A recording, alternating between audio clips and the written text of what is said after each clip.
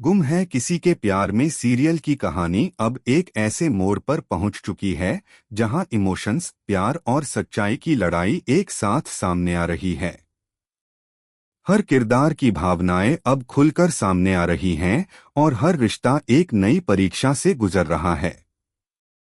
नील के अरेस्ट के बाद तेजस्विनी की जिंदगी जैसे एकदम थम सी जाती है।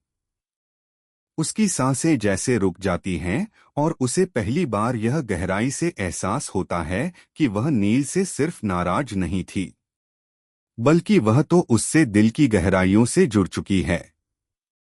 अब यह जुड़ाव किसी साधारण दोस्ती या किसी छोटी सी नाराजगी का नाम नहीं है।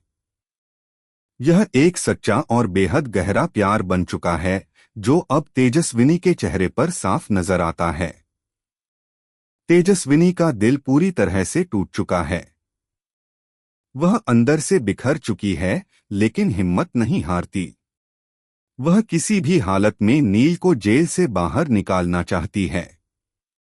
उसके अंदर एक नई आग, एक नया हौसला जाग चुका है।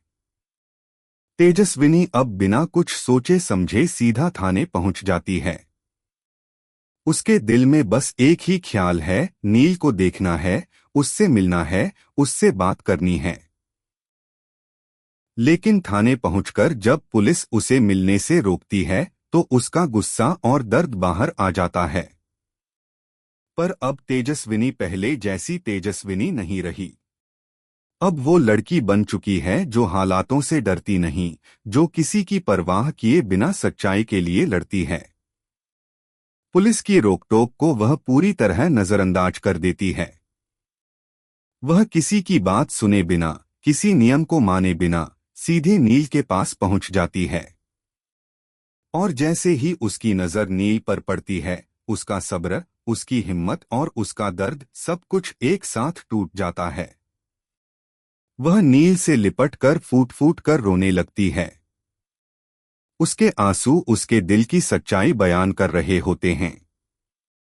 वह नील से वादा करती है, एक मजबूत और सच्चे दिल से, कि वह बहुत जल्द उसे जेल से बाहर निकाल लाएगी और उस पर लगे सारे झूठे इल्जामों को हमेशा के लिए मिटा देगी। नील की आंखों में भी तेजस्विनी के लिए एक सच्चा अपनापन झलकता है। उसकी आंखें भी भर आती हैं। पहली बार उसे तेजस्विनी के दिल की सच्चाई समझ में आती है। पहली बार वह महसूस करता है कि यह लड़की उससे सिर्फ जुड़ी नहीं है, बल्कि उसे टूटकर चाहती है। नील के चेहरे पर दर्द, पछतावा और प्यार सब कुछ एक साथ साफ नजर आता है। लेकिन तभी वहां रथौड़ पहुंच जाता है। जैसे ही वह तेजस्विनी और नील को एक दूसरे के इतने करीब देखता है, उसका खून खौल उठता है।